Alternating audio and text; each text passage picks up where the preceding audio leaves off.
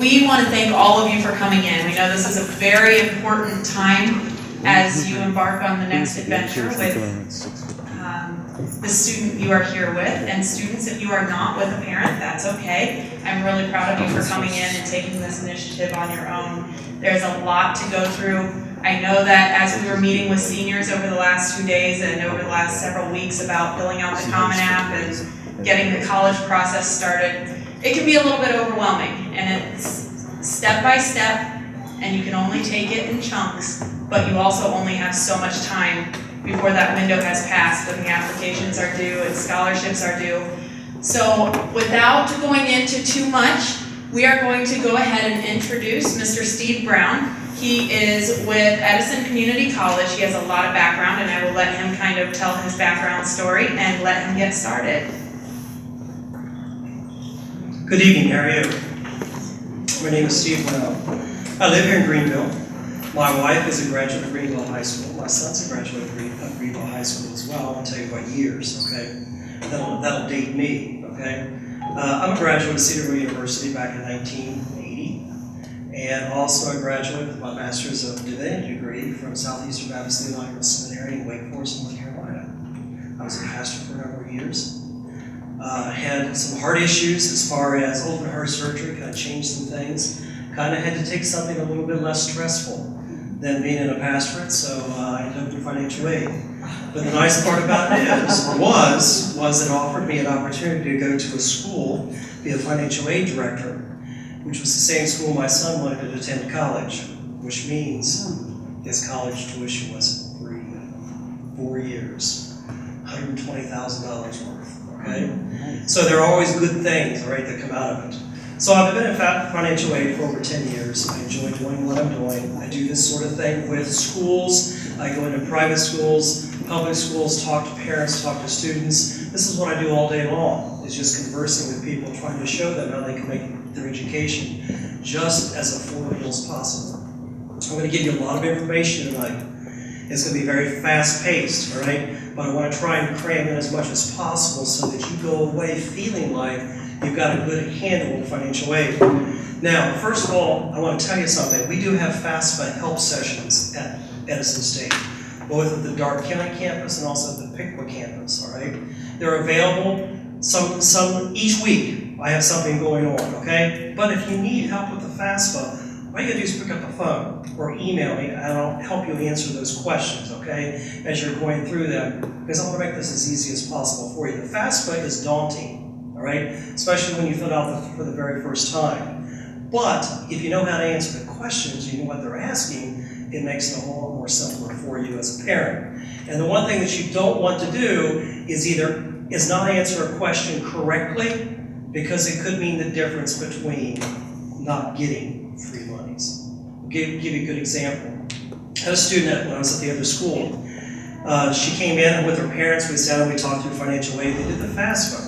A couple months later, the mother calls me and said, "Mr. Brown, we don't understand why we're not getting any free monies." And I said, "Well, let me look at the FAFSA." So I pulled the FAFSA in, looked at it, and I said, "Well, Mom, let me ask you a question." I said, "Why is your daughter going to college?" And she said, "Well, that's kind of a stupid question, isn't it?" She said, "To get an education." I said, "Do you really think she needs one?" And she said, "Why are you asking me this?" And I said, "Well, according to your FAFSA, your daughter at age 18 made $60,000 last year." And she said, "Oh." She said, "That's what we made." And I said, "Yes." I said, "So the FAFSA looked at not a $60,000 income, they looked at a $120,000 income. As a result, they didn't qualify for free money." So once we went in and made the change, it reflected that they did qualify for about $5,815 for the academic year free money. That's the difference. So you got to watch how you answer these questions. And the FAFSA is going to spit out what's called an ESC, or an expected family contribution. That should be pretty close to reality. All right? It spits out a 6-digit number, 000563, okay? If you remove the 3 zeros in the front, it indicates that the Department of Ed is saying you should be able to contribute $563 to your child's education that academic year. That's what sets the eligibility for Pell Grant funds, okay? If it's not reality, if you're making a $40,000 income and your EFC score is 40,000, there's something wrong, but you've got an awful lot of investments, all right? It should be pretty close to reality as far as what you're able to contribute in that academic year to your child's education. Okay, we're going to start and go through this. FAFSA is the free application for federal student aid. The first word is key. It's free. Don't pay for something you can do yourself, because there's a website out there. They will charge you, I believe, $78, $80 to do your FAFSA. They're going to ask you the exact same questions that FAFSA is going to ask you. They're going to sit there and type those questions, those answers in. It's just as easy for you to do it and not have to pay for something. Financial aid. It's money to pay for college, for career school, all right? And there's different types. You have grants, you have scholarships, you have federal work study, you have loan programs through the Department of Education. Grants, we'll cover each one of these individually. This is money that you do not have to pay back. Anytime you hear the word grant or scholarship, it's free money.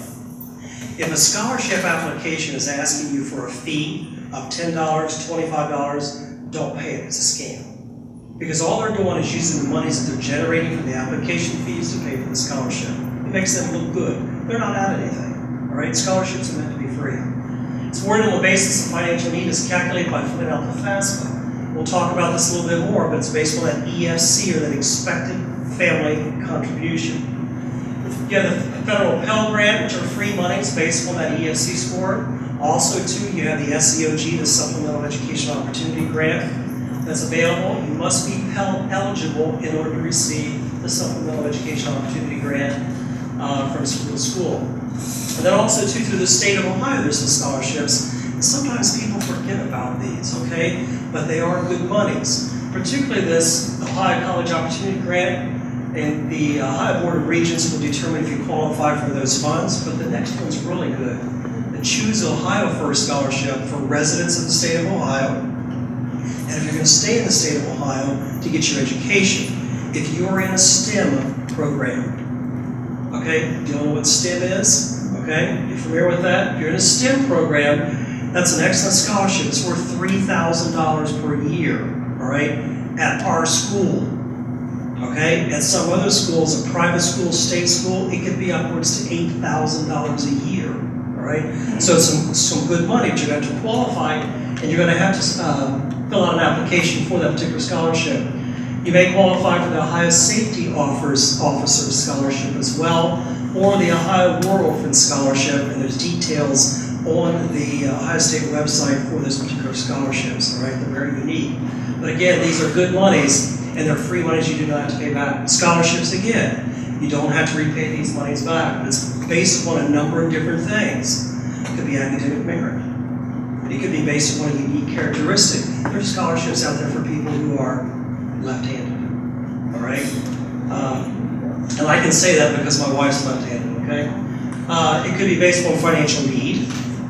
Could be based upon a talent, a gift, all right, that you have, that nobody else has, and then a whole host of other things. Program of study, nursing, education, engineering, technology, IT, all those things are very important, and you can gain scholarships as a result of that. I'm a firm believer that you can go to college for free, okay?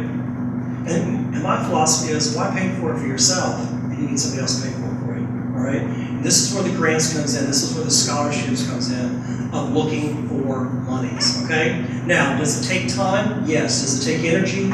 Yes, all right? But educational analysts will tell us that a student can make more money looking for student scholarships than they can by having a part-time job.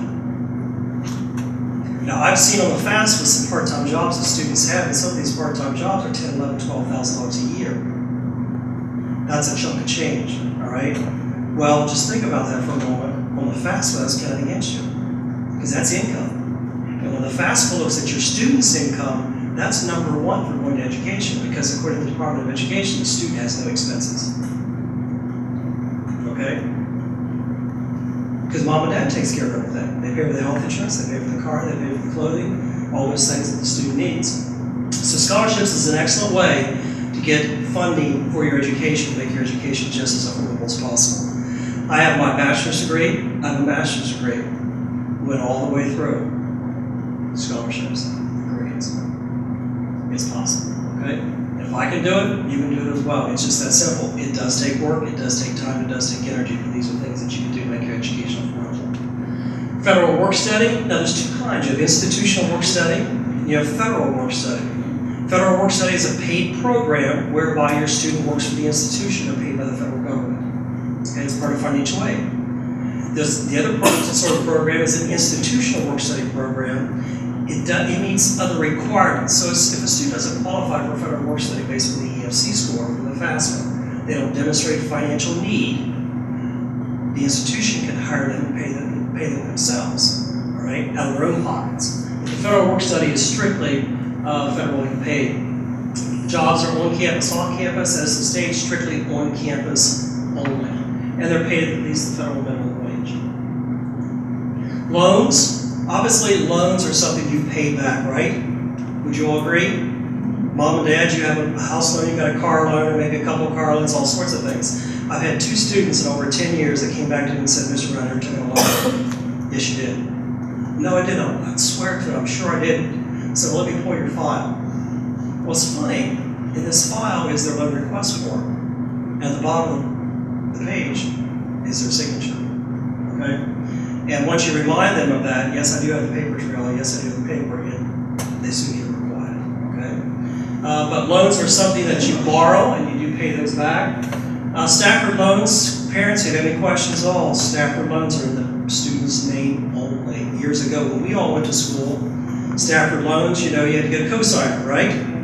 No more, okay? A student would be going to college at 16 years of age as a protege, and they can still get federal student loans in their own name only.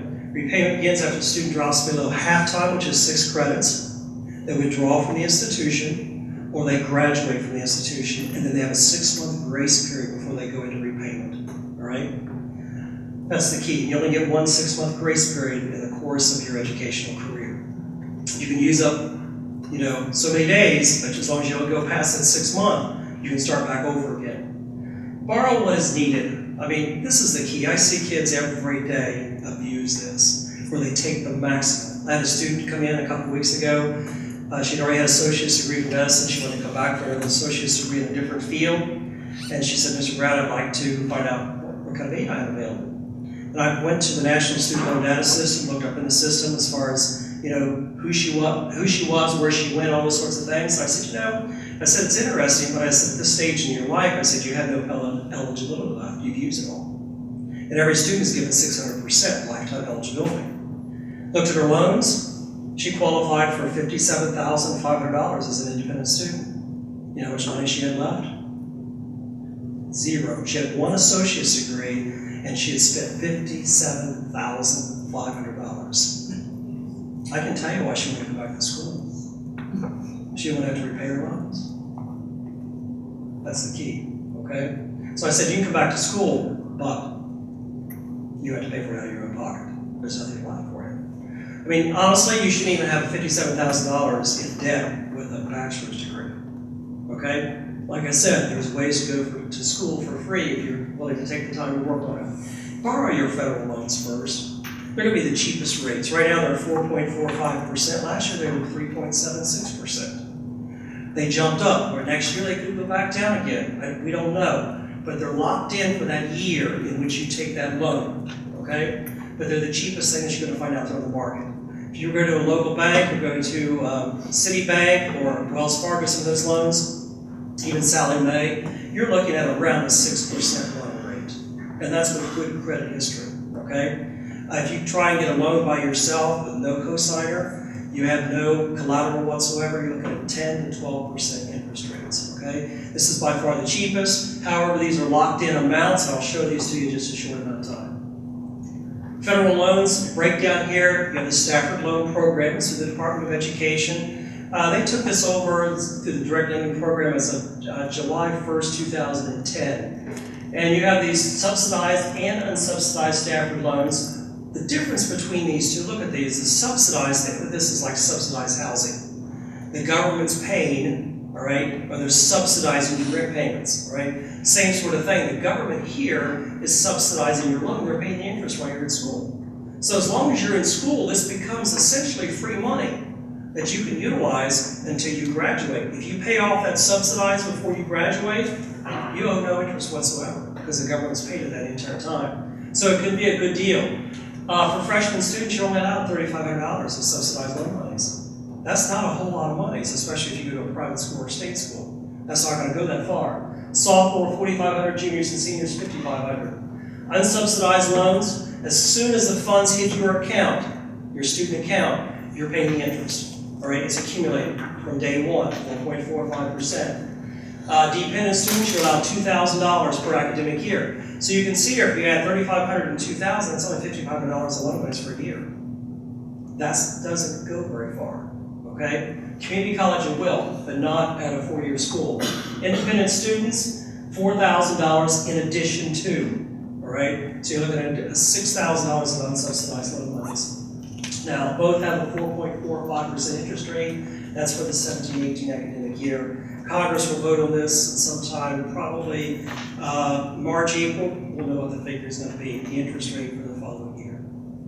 Parent loan for the undergraduate student, you can see this is the PLUS loan, PLUS, that's the acronym for it. 7% for the 17-18 academic year. And this is what the parents would borrow, which means the loan is in their name on behalf of their student.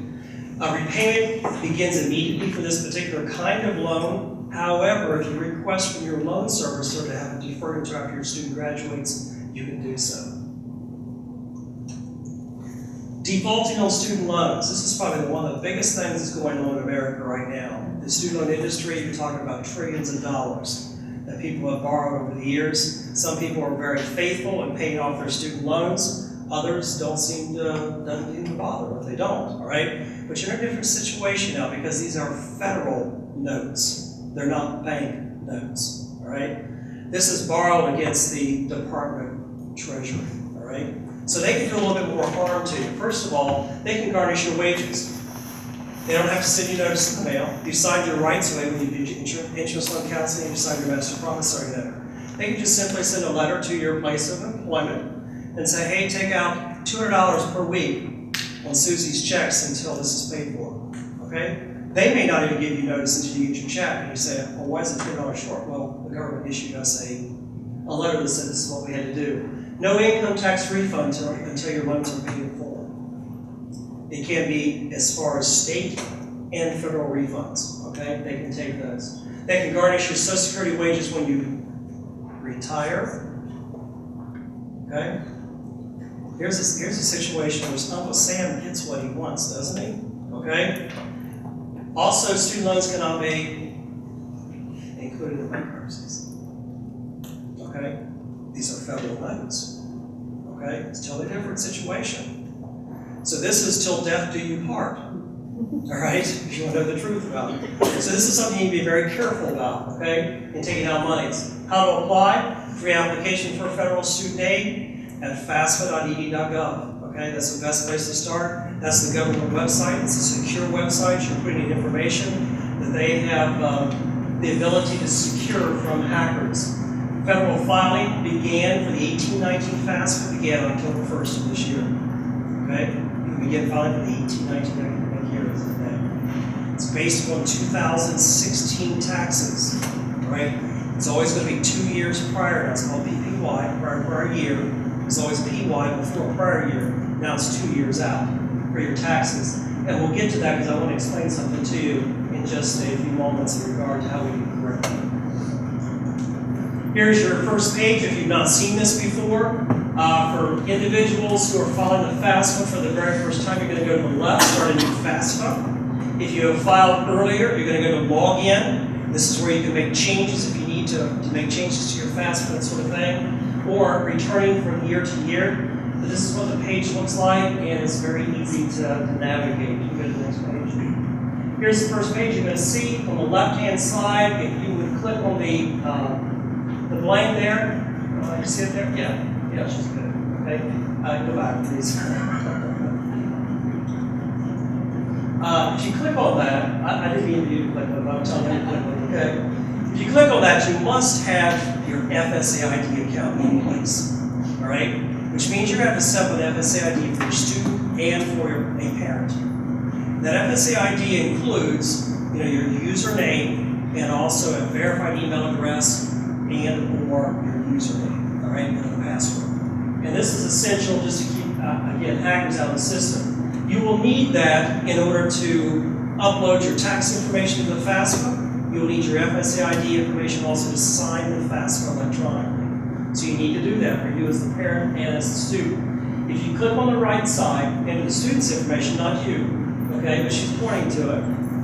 That's where you can log in with your birth date, your social number, and your name. However, it's only going to get you so far. You will not be able to transfer your information from the IRS into your FAFSA. You will not be able to electronically sign the FAFSA until you set the FSA ID. A lot of people try and get by and not do that, and they want to sign a paper copy, send it in. Don't do that. This is much simpler, this is much easier, it's quicker. Signed paper copies, the Department of Education, you talk about thousands of these goes in, you know about a very slow process, all right? It's going to take weeks, maybe months for that to be processed. This is done electronically, it's signed, it's sent, they have it within 4 days of school's out. That's how quick it is. Okay. Federal Student Aid ID, this is the website that you would go to, fsaid.ed.gov. This is how you sign the FAFSA electronically, right? And you will use this to do your entrance loan counseling. You'll do this for your master promissory note, and also your exit loan counseling as well at studentloans.gov. It is required for one parent, not both parents, one parent and the student, right? Parents, you will keep yours until all of your students have graduated from college. Right? Students, you will keep yours until you have completed your education. Associates, bachelor's, master's, PhD level, however far you want to go in this process. And it must be used by students and parents of the aid process, okay, including subsequent years. FSCID information, keep it in a safe spot. I deal with this day in and day out. People come in and say, I forgot my information, I've lost my information, I don't know how to get it. You know, it takes time to retrieve this information, all right? I had one student at the other school, it took us 15 hours to get this square play. And that was a point in time where FSAID, you can call on the phone and say, we got an issue, and they just tell you to deal with it. I mean, now they're a little bit different, a little bit more hospitable, a little more patient, but it can be a little bit daunting to do that. But this is what I would encourage you to do as parents and students. It's not that you don't trust each other, but the problem was in this situation, Dad thought he was being nice while his daughter was away at camp for the summer as a camp counselor, and he thought it'd be nice and fill out her FSAID and have it all ready for us so we can file the FAFSA, which he got home. Well, he intermixed his information. That was the issue. And then when you have to go in to try and either retrieve information or figure out what's wrong, what happened is we couldn't figure out whose was what. This became the issue. So what I would recommend doing is mom do hers, dad do his, the student do theirs, okay? You should have to answer some security questions, all right? That's based on how you would answer them, not based on how someone else would answer them for you. So keep that in mind, keep it in a safe spot. Whether you keep it in a computer file, whether you keep it in a separate physical file under the Department of Education, under school, under taxes, it doesn't make any difference, but keep it in a safe spot. I would recommend your phone, because it can be stolen too easy. I'm putting a billfold because it can be stolen too easy as well. And if they have this information, believe me, this is where hackers get what they want. This has got everything they need about you and your household. Your tax information, social security numbers for every one of your kids, all right? You yourself, all this stuff is available to those people, so try and keep it as safe as possible. Once you get into the FAFSA, you're going to have the opportunity to select schools where you want your FAFSA sent to, right? Based on that, you can send it to 10 schools at a time. So if at that point in time, let's say you selected 15 schools. Once you put in your 10, you're going to submit your FAFSA. You're going to go back in, clear out the 10, remove them, and add 5 more submitted as well, okay? So that makes it very easy to do. But you can see here, it's not really clear because it's such a large screenshot here, but you can see there's 3 schools there. And the student here in this case is selected on campus for one, on campus for the other, with parent for the other one as well. But once you add those schools, then you're going to be able to see those and view those and make the selection. Was that for on campus? Is it going to be for off-campus housing, or going to live with my parent? Okay, go ahead. IRS data retrieval tool is another feature in the FAFSA. This allows you to upload your tax information to the FAFSA. It's a very simple, easy process. It's not difficult. It's just sometimes, I don't think the FAFSA has done a good job of walking students through this and educating them on this. The big thing with this is always watch the bottom of the screens. If you need to scroll down, you can see most of your information at the bottom of the screens. But this is going to pre-populate the information into the FAFSA that needs to be populated. It doesn't pull from anything else, right? Just what it needs to complete the FAFSA for you. And it's based upon your 2016 tax year for the 1819 FAFSA. Now, I do want to caution you, right now on the FAFSA website, you can do a 1718 FAFSA, you can do an 1819 FAFSA. If your student is starting in January at a school, you need to do the 1718 FAFSA. FAFSA is always based on the academic year, not the calendar year. If your student's going to start next fall, then it's going to be an 1819 FAFSA. If your student's starting in the summer, that's a little bit tricky, okay? Because some schools use summer as a trailer at the end of the year. Some schools use the summer as a header at the beginning of the year. So you need to find out what school your student is going to and determine from that what FAFSA you need to do. Participation with the IRS data retrieval tool is voluntary. However, I can tell you this. The chances of being chosen for FAFSA verification are slim to none if you use the IRS data retrieval tool. Because number one, what's happened is the IRS has verified that your tax information is accurate. That's what they're wanting us to do when we choose you for FAFSA verification. They're wanting us to get your tax returns, your W-2s, and compare that with what you put in the FAFSA to make sure the information is accurate. So if you do that to begin with, it's going to speed up the process, right? And you want to submit those things to the Department of Education. Because without that, you cannot be awarded federal student aid. The verification has to be complete. Once it's transferred into FAFSA, you will see transferred from the IRS in every one of the boxes. Wages, tips, and salaries. Your adjusted gross income, income tax paid. All these things will be pre-populated with figures, okay? It's just going to show transfer from the IRS. This feature this year, it does not show you the figures. And again, the reason why they've done that is to prevent hackers, okay? But they're pulling from your 2016 tax information, and as a result, it safeguards your financial information from those people. Do not try to make any changes to anything that the IRS has transferred. If you do, it makes all the information that was transferred null and void, okay? And we know if you try to change something. We get codes that tell us that. So keep that in mind. Here's some examples of those who may not be able to use the IRS data retrieval tool. If a student or the parent was just recently married, because it will only pull information from one tax return, okay? No Social Security number available, or the student or parent were married, but they filed separately. And again, they can only pull from one tax return. They can't pull from two at this point in time. Here's the confirmation page. Once you've submitted your FAFSA, you've electronically signed it, you've submitted to the Department of Education, it's going to say submitted successfully, okay? At this point in time, you get a confirmation page immediately on the website. This is also sent to the student's email address as well. This will tell you some information, all right, about the situation. It will tell you some graduation rates, retention rates, transfer rates on the institutions that your student has selected. But right below that, to your left, you're going to see the expected family contribution. We talked about this earlier. This is what the government expects you to be able to pay towards your child's education in that academic year. You can see the figure there of $18,681, all right? That's $18,681 is what is expected for this student's family to pay towards their education. Now, off to the right, you see the direct Stafford loan, all right?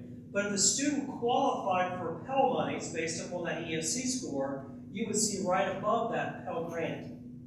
And so the award for this year, anything below 5328 or below of an EFC score, would qualify for some Pell grant funds. And you would see that figure there of what it would be. And that would be based upon a full-time enrollment, all right, at any institution across the United States. The student doesn't qualify for it because his ESC score is 18,681 far above the 5328 allowable for Pell Grant funds. Is that per year or is that? That's per year. Yes, ma'am. This year, the award amount was $5,920 for the Pell Grant for 17-18. That's based on full-time enrollment. And it's usually based upon a split semester. So in this case, the student has a 0 EFC score, their award would be $2,960 if they were taking 12 credits or more. What happens if this says it's estimated that it's expected from the family, but the family can't contribute that? Okay, and that's a good question, because we went back to that aspect of reality, all right? Yeah, that's what you're expected to pay, but can you? The other question is, will you? Okay? So based on that, that's where scholarships comes in. This is where grants comes in. This is where trying to find monies out there to supplement your education that you're affordable, okay? Because you're in situations like this where it does create issues. Now, here's I'll bring this up at this point in time too. You know, when you file the FAFSA for 18-19, we're going back almost 2 years when you start school, from August of 2018 of when you file taxes. A lot happens in 2 years' time. As far as financial, mom loses her job, dislocated worker because a company moved down state, moved down the country. She didn't want to go with it. Dad got laid off from work. Somebody's been off for the last 6 months due to surgery, recovery from surgery. A spouse dies or a parent dies. That happens, right? It's a lot of different situations. Well, you know, the first thing that most people would say, well, my child is son or daughter, you just can't go to school, can't afford it right now, right? The government would tell you a totally different situation. This is where I have to commend the Department of Education and understand as well. Because they would say, no, let us help. Okay? And so there's what's called special circumstances to the FAFSA. The Department of Education has given us authority to go in and make changes to your FAFSA that reflect what your financial situation is today, not when you filed taxes 2 years ago. Right? But you need to tell us about it. If you don't tell us about those situations, we're not going to know. You can't assume that we're going to know that based on reading the paper, all right? Or listen to the radio. So you need to let us know what's going on. And we're going to ask you for proper documentation that's going to allow us to go in and make those changes to your FAFSA, possibly reducing that EFC score, which means free money, okay? But I'll have a good example to you. I had a student in January a few years ago got word that her father passed away. He was the primary breadwinner for the home. Mother did not work, okay? And as a result, I waited a couple of weeks, and the student had not come back to school yet because she obviously was grieving helping her mother out home. And so I sent her an email, and I said, Sandra, I said, here's the situation. I'd like to help. This is the information I need. When you feel like you're able to gather it together, bring it to me, so we'll sit and talk about it. Well, her mother got the information too, gathered it all together. A few days came by, and the mother and the daughter both came in, and we sat and talked and went through the situation. As a result, I was able to go in and make changes to the FAFSA, took the father's income off. All right, it happened in January. I was able to take his entire income off because in January he had no income. Okay, so at that point in time, his income was zero.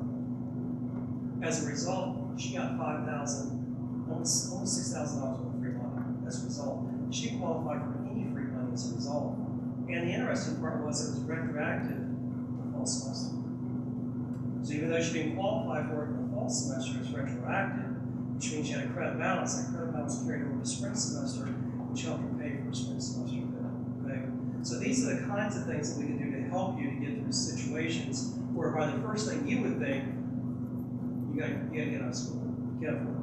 Well, maybe not so. Always ask questions, all right? Let us help you through that. Student aid report, this is called a SAR, SAR. This comes to you within about 3 to 4 days after you file the FAFSA. It's going to come to your student's email, right? This kind of gives you some information as far as, again, what you qualify for, as far as the Pell Grant, as far as loans. It's going to tell you if you have any C codes on your FAFSA, comment codes. It's going to tell you if you have any reject codes. These are all things that you need to take care of in a timely fashion. Otherwise, we cannot process your aid package. Here's some common errors. The biggest one, no FAFSA signature. Either parent or student. Somebody hasn't signed it, therefore it's been rejected as a result. That's where the FSA ID comes in. Incorrect Social Security number. Believe it or not, your FAFSA, when it's sent in and it's into processing, it is compared to all the data in the Social Security Administration. based on your birth date, based on your social security number, to make sure that you are a legitimate person, right? If not, it's going to kick it back out and say, hey, something's not right here. Divorce or separated parental information. This is always key elements to try to determine have both incomes that needed to be included on the FAFSA been included. So they begin asking questions to find out has it. Untaxed income, U.S. income taxes paid. This is not your withholding. Okay, this is not what was withheld throughout the year. This is your taxable income. All right, this is what you're liable for to the Department of Treasury, the IRS, based on your income for the year. Household size, they were in college. For some reason, people get the idea that if my brother's in college at the University of Oklahoma, that I can't include him in the household. No, you have to include him in the household, right? Just because he's away at college, no different than you being away at college, you're still part of that household. Because normally throughout the year, where you live, at home, and who's helping to support you? Your parents, right? So that's the key behind that. Had a situation the other day too where the father was in a nursing home. Okay, it was just the mom with 3 kids at home, and so the question came up. I said, "Well, where's your dad?" She kept talking about it. Oh, he's in a nursing home, but she didn't include him on the FAFSA. I said, "Well, why not? He's part of the household. Someone's paying for that, right? His care there." So we were able to include him, which I'll student as well. Real estate, do not include your main home. Okay? Do not include that. You can live in a $5 million home. You don't have to include it, right? That condo that you have down on Myrtle Beach, yeah. That townhouse over the Riviera, you got to include those kinds of things, okay? Rental properties, those are all investment properties. Okay, child support paid and received figures, you got to include those as well. Don't report your parents' income as your income. Your income is your income. Zero is zero. It is what it is. And then for students, know the difference between custody and guardianship. There's a difference. Your parents have custody of you. Your grandparents would have guardianship of you based on the death of your parents, based on incarceration, hospital, that sort of thing. And there's a difference between the two as far as your student aid. Okay? Oh, she left. She's trying to do 2 things at once. School response, anytime the school asks you for information, I don't care what school it is, be timely. Be timely. Get that information to them as quick as possible because we want to award you aid. We want to get this financial aid package ready just as quickly as possible, and to do so, we have to have that information available to us in the process your aid package. Most schools are going to contact you by email, all right? So watch your email constantly. Verification, 1 every 3 students are chosen for FAFSA verification. This basically is the Department of Education's way of auditing the books. FAFSAs are your books, okay? They're just trying to make sure the information is accurate, turn the information as soon as possible. Here's something you need to realize. A tax return is not the same as a tax return transcript, okay? This year, the Department of Education allowed tax returns to be given in schools based on the fact that the IRS had retrieval tools been down since March 1st. Next year, we're going back to the requirement of tax return transcripts. Tax return transcript is what the IRS gives to you that tells you this is what your taxes are based on what we have determined, okay? And that's something you're going to have to order from them. But also to a verification of non-filing status from the IRS as well for our independent students, okay? What happens next? Once you get all this information, you send it to the schools as far as your FAFSA and stuff, once they've processed everything, they're going to send you an award letter. Okay, this award letter is based upon the financial aid package that they have developed for you as far as scholarships, grants, state grants, anything available. This tells you what your package looks like. And then once you have decided on a school, the best thing you can do is keep talking with your admissions counselor and also your financial aid office to make sure you're not missing out on any aid that may be available to you from the institution as far as scholarships, as far as grants as well, and also through the state that could be available to you as well. The EFC score from the FAFSA will play a large role in what financial aid you qualify for and how much as well. So that's key. And we'll go into this on the next slide. Here's that expected family contribution as well. It's determined by what is reported with FAFSA. And this is the amount the family can reasonably be expected to contribute, but not necessarily what the family will pay to school.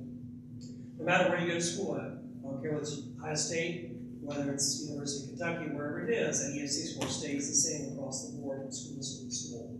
The Pell Grant does not change from school to school to school to school, right? You can go to Harvard and Yale, $60,000, $70,000, $80,000 a year. That Pell Grant for 12 enrollment credits is still $5,920, okay?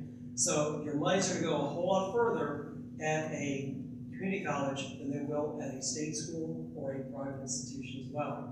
Again, we talked about this before. 6-digit number, somewhere between 0 and 999,999 is your EFC score.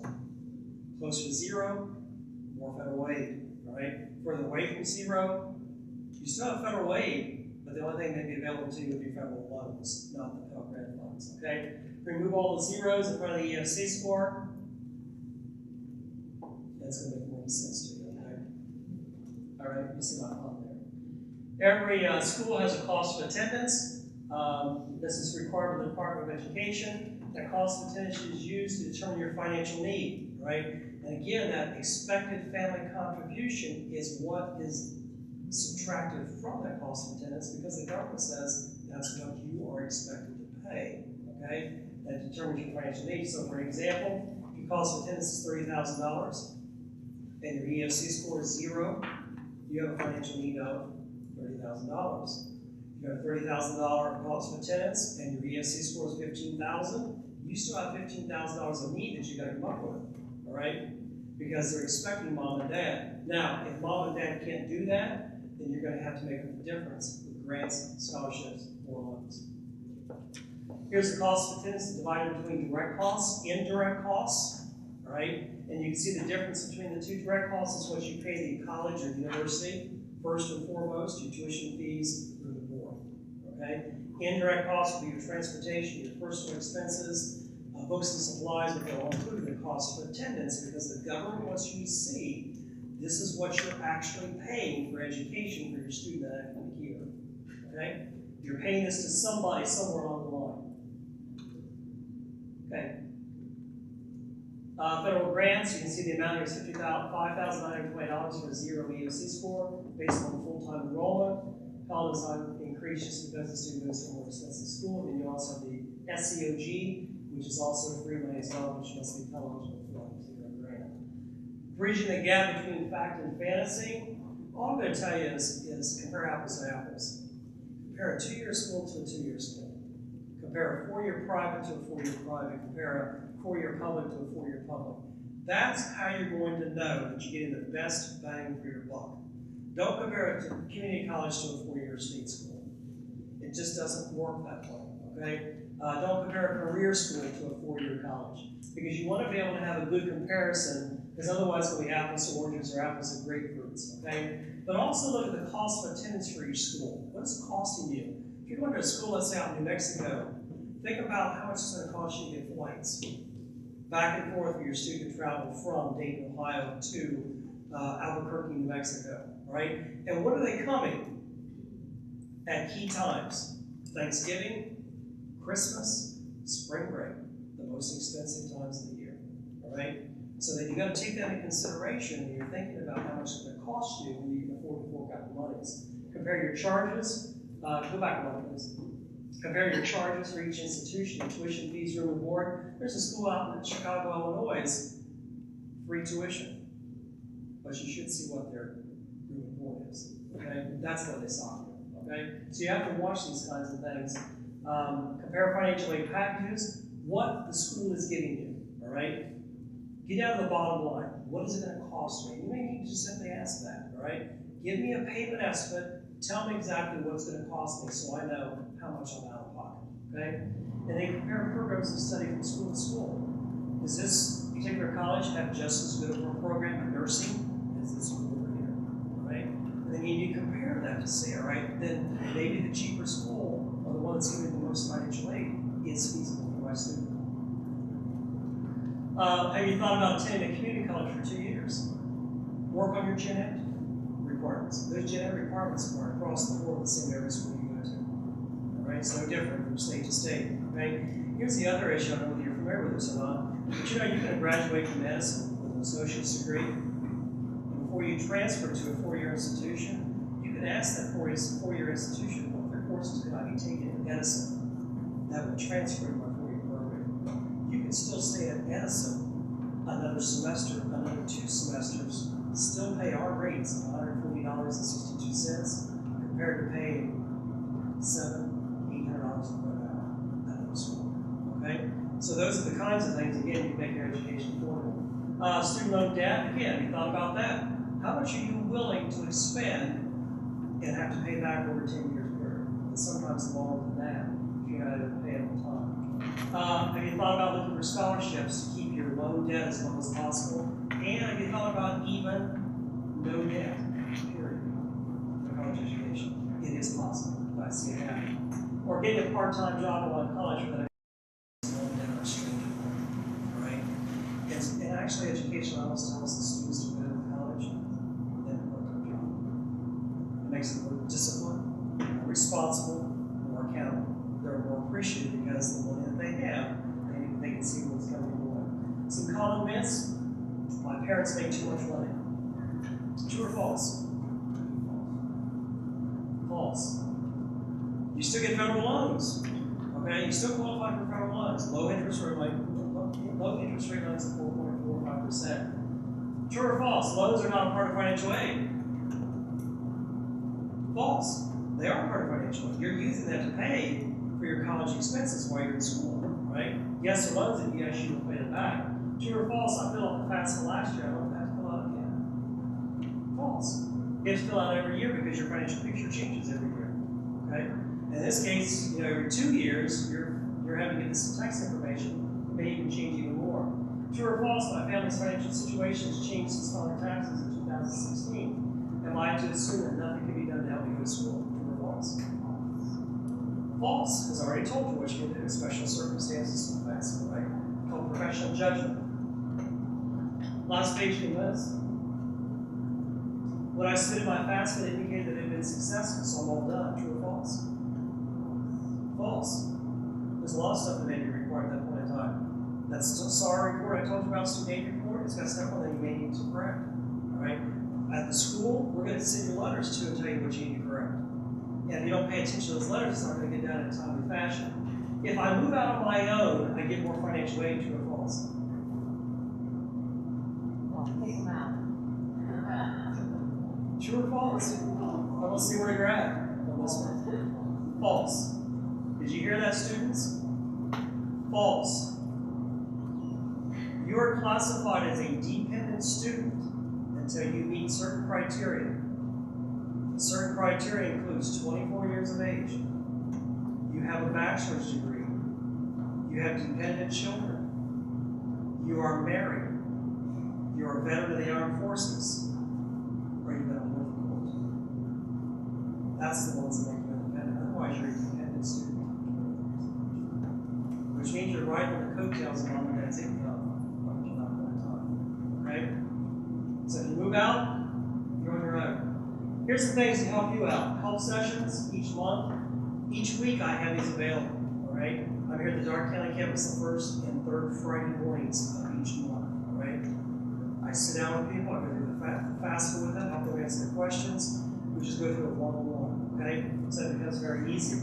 I have walk-in hours available every day. Right? Those are typically the walk-in hours. However, if you come and you ask the front desk, and I talk to Mr. Brown, all they're going to do is call me on the phone. Yes, he's here now. Okay? And again, I'll help you walk through this stuff. And again, here's the thing. Don't be afraid to ask questions. When it comes to financial aid, there's no stupid question, right? Financial aid is an education all in itself. And if you don't know how to navigate the process, right, you can easily miss out on aid for your student or students as they come along in years to come. Okay? So the best thing is get the information up front. And again, here, it's never too late to think about investing in yourself, which is the best thing in the future. Okay? And there's my contact information. My phone number rings right in my office. I'm there every day of the week, except the day I'm here at our county campus. My email address there is if you email it, I'm going to send you right back, all right, with a response. So don't be afraid to contact me. I'll be glad to help you, even if you don't come in as a state. Dark County. You stay together, okay? And I'll be glad to help you with that process as well. We've just got a few minutes left, and she's given you a sheet concerning scholarships. This is available on our website. I update this periodically. This is the last date of 10/2/2017. There's, I think, 12 pages here of information available to you.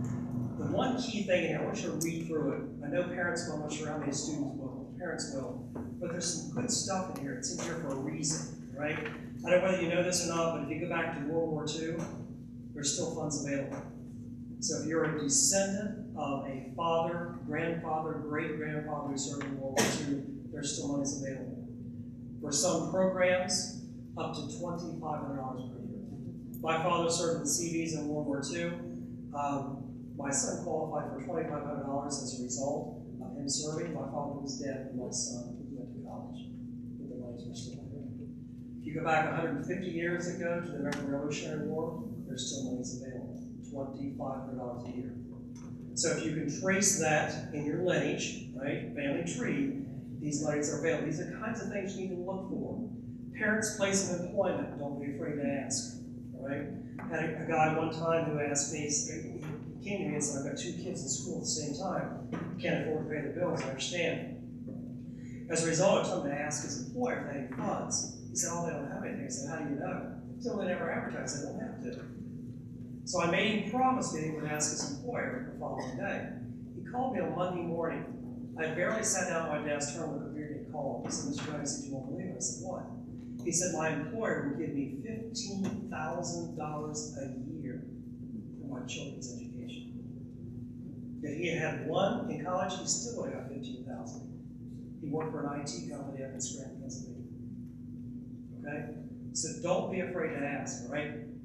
This is my philosophy, okay? Don't be afraid to ask, because it will cost you to do it, okay? And usually it comes out of mom and dad's back pocket, okay? I've been there with my kids in college as well, okay? These are the kinds of things to look for. One of the things in here that I want you to take note of is a Cole Scholarship, $10,000. You cannot have graduated in order to apply for that. It's in the month of March every year. They give away not just one, not tens, probably hundreds, probably thousands of these across the United States. It's a good scholarship, okay? The key thing they're looking for is community involvement, all right? Community involvement, they love that. And then also, too, there are 23 books listed in this document that have to do with financial aid. If you just look at the titles, it'll tell you what's in that particular book. There are between 750 and 1,500 scholarship opportunities per book. Now these books are costly. They run between $30 and $50 a book. They outdate themselves. What I would encourage you to do is go to the local library, all right? And I'm giving you the ISBN numbers, you know, the titles. What I look for is the most recent book. They can look at this in their system. They can pick this up from a school out in Colorado, down in Louisiana, wherever it might be, and you'll have approximately 30 to 60 days to look at that book. The book is one of the most detailed information I've ever seen on student scholarships.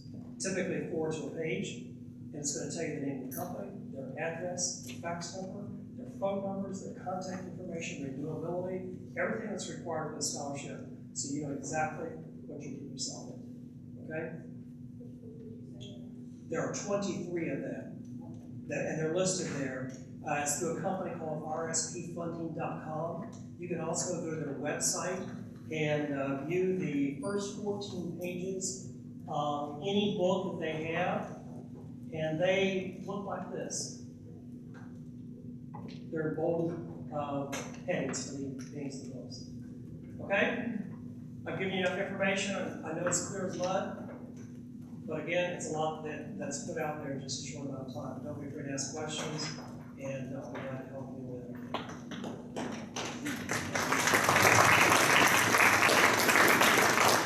I want to thank Edison for allowing us to use their resources. That's one thing I'm finding. I've only been a counselor here for 3 years, and each year that I am a counselor, I'm finding out that there are so many resources out there for us. We also have Bridges to College here tonight, and if I could have Ann and Matt stand up back there so you know who they are.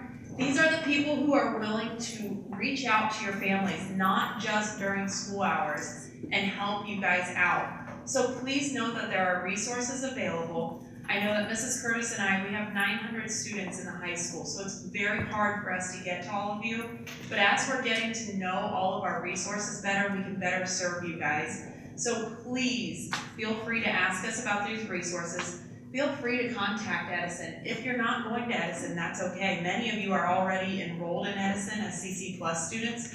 You are their students. They want to assist you in those next steps. One last thing I want to mention before 7 o'clock is that this set of scholarships that he handed out, that is not for Edison specific. That is for all different places that you can possibly look at nationally. There are some local Dark County scholarships in there.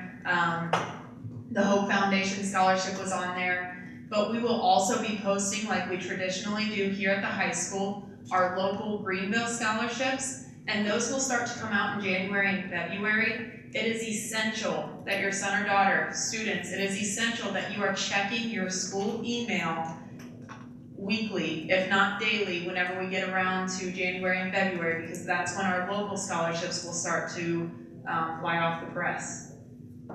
Thank you for coming tonight. If you have questions, I'm gonna let Mrs. Curtis finish up here, and you can come up and see any of us. Thank you. One thing I want to stress are deadlines. We have been meeting with the students in the senior English classrooms and trying to call students down one-on-one. Deadlines are extremely important and they are missed by a lot of students. The complicated thing is every college has its own application deadline, its own FAFSA form deadline, and its own scholarship deadline. Some of the early deadlines for like Ohio State are as early as November 1st. So we're trying to encourage all the students